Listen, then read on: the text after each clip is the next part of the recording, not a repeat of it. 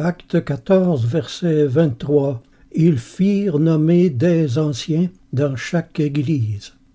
Le mot ancien est traduit du mot grec presbytéros, qui signifie littéralement un vieil homme, un homme avancé en âge dans la vie, qui a de l'expérience et de la maturité.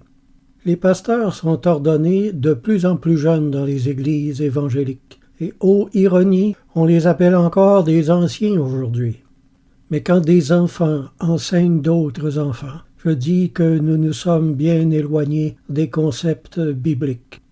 Voici ce que j'ai observé dans beaucoup d'églises évangéliques.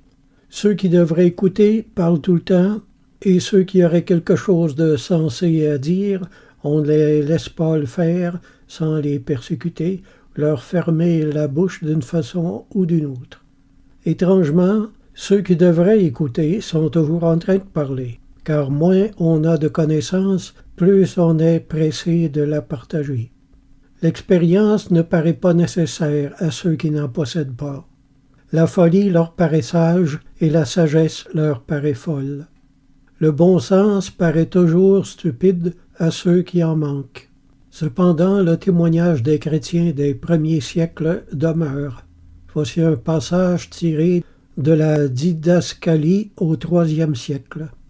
L'évêque doit être un homme d'au moins 50 ans, qui sera ainsi éloigné des passions de la jeunesse, des volontés du démon et du mauvais témoignage.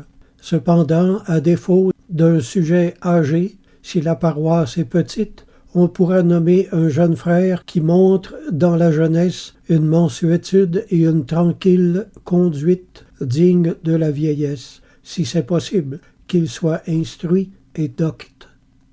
Pour ceux que le sujet intéresse, j'ai sur ma chaîne YouTube une série qui s'appelle « L'œuvre spirituelle » que vous pourrez consulter et qui en dit beaucoup plus long. Amen.